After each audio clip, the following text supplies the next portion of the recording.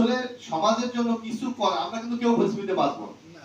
আমি কলাপাড়া কিছু জিনিস নিয়ে কিন্তু আমি নিজের কাছে খুব কারণ আমি আমার মনে আছে এই যে বালিয়াতলি থেকে চাবলি বাজার হয়ে যে রাস্তাটা আছে না, এই রাস্তাটা আমার করার সুযোগ হয়েছিল। আমার মনে আছে যেই দিন এই রাস্তা দিয়ে আমি যাই আমার চোখ দিয়ে পানি পড়ে গেছে। না না, এই কাজটা আমি করতে পেরেছি, এই যে একটা আত্মতৃপ্তি, এইটা কিন্তু একটা যে কোনো মানুষের খুব শান্তি দেয়, প্রশান্তি দেয়।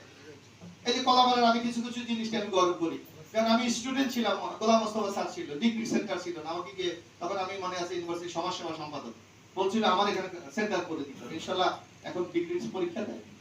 আমি বা আমার ফ্যামিলির কেউ কিন্তু এখানে পড়ে না, কিন্তু এই শান্তি যে না আমার উদ্যোগে এখানে একটা সেন্টার হয়েছে, পরে আমরা বিএসসি সেন্টার করে দিয়েছি, এই যে মহিলা কলেজ আমরা করে দিয়েছি, এগুলি কিন্তু নিজের কাছে একটা ভালো লাগে।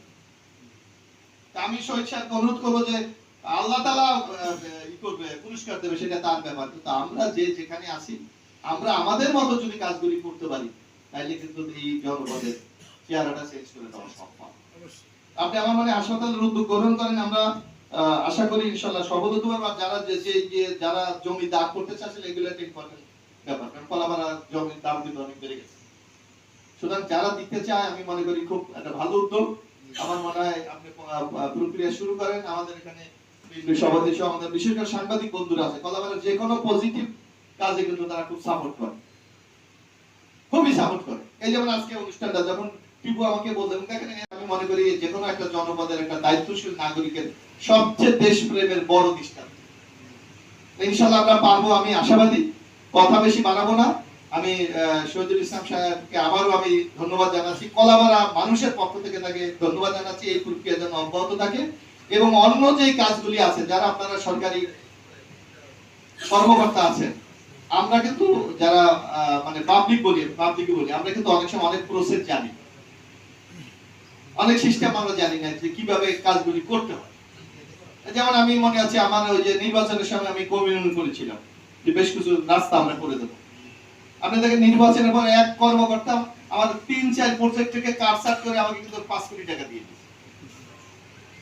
এটা কিন্তু ওই লোক যদি আন্তরিক না হইতো তাহলে কিন্তু তাইলে আবার টাকা বরাদ্দ হোক, টেন্ডার হবে, তারপর উনি কিন্তু ৩-৪টা প্রজেক্ট থেকে কাইটা আমার ৫ কোটি কত ২ লাখ না ৩ লাখ টাকা দিয়ে অলরেডি রাস্তা টেন্ডার হয়ে গেছে।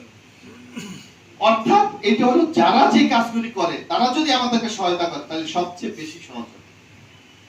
আর আমলাদের ব্যাপারে আমি একটু শহীদ সাহেব তো আমলাদের পার্ট একটা, আমলাদের মতো এত সেলফিশ লোক কোথাও।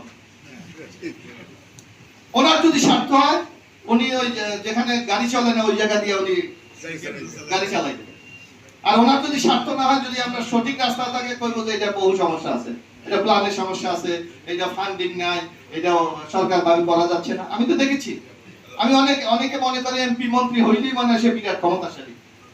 আমি বহু এমপি মন্ত্রীর করুণ অবস্থা দেখছি, নিজের মন্ত্রণালয় করে। এই যে আপনারা সর্বশেষ একটা উদাহরণ আমি বলি, এই যে মাহফুজ আলম কেয়ারটেকার গভর্নমেন্টের সময় ছিল না, এই যে ছাত্র উপদেষ্টা, ৪ মাস উনি কোন ফাইলে কোনো কাজ করেনি, কোনো আল্লাহ। উনি নিজে কিন্তু যাওয়ার আগে বলছে যে গত ৪ মাসে আমাকে একটা স্বাক্ষর দিতে দেয়। মানে মাহফুজ স্বাক্ষর দিলে ওই ফাইল না গায়ে। সুতরাং আমি এরকম বহু মন্ত্রী এমপিদের সাথে আল্লাহ তো বহু লোকের সাথে চলার সুযোগ দিছে, এই পাওয়ার গেমটা কিন্তু মারাত্মক। এটা আমাদের অনেকে আমরা বুঝি না, ওকে মন্ত্রী হয়েছে এমপি হয়েছে কিছু করে না কেন, সম্ভব না সবার পক্ষে।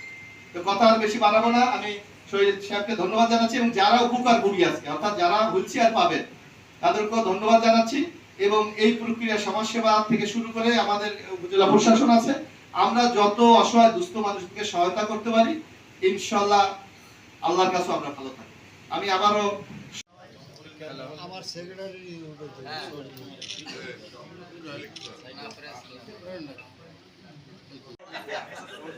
এই এলাকার পরিবারের সাথে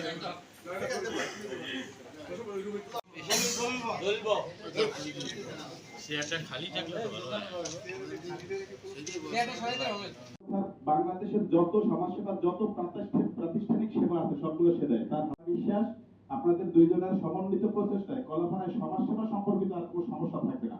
অতিথি হিসেবে উপস্থিত রয়েছেন কলাপাড়া উপজেলা বিএনপির সভাপতিবৃন্দ এবং হচ্ছে ক্যাপিটেশন গ্রান্টপ্রাপ্ত এতিমখানার সভাপতির পক্ষ থেকে শুভেচ্ছা এবং অভিনন্দন। এবং এই কথাটা বারবার বলেছি, আপনারা সবসময় সমাজসেবার দোষটা আমার কাছে বলবেন। প্রান্তিক মানুষের সেবা দেয়, যদি কোনো দোষ ত্রুটি থাকে সেটা সরাসরি আমার কাছে বলবেন। সভাপতি কলাপাড়া প্রেস ক্লাব টিপু ভাইকে তার বক্তৃতা দেওয়ার জন্য আসন অলঙ্কৃত করেছেন আমাদের সকলের শ্রদ্ধেয় দর্শক তদন্ত জনাব ইলিয়াস তালুকদার সহ কলাপাড়া প্রেস ক্লাবের পক্ষ থেকে শুভেচ্ছা জানাচ্ছি এবং অভিনন্দন। অনেক কম শুনে তারা সরকারি সহায়তায় কানে অপারেশন রিকোয়েস্ট আছে যে আরো 2টি হুইল চেয়ার দরকার, শহীদ সাহেব সেটাও দিবে বলে স্বীকার করেছে এবং এইভাবে কলাপাড়ার জন্য এখন আপনি শব্দ কথা খুব নরম করে বলেন এবং ওটাই কাজ হয়।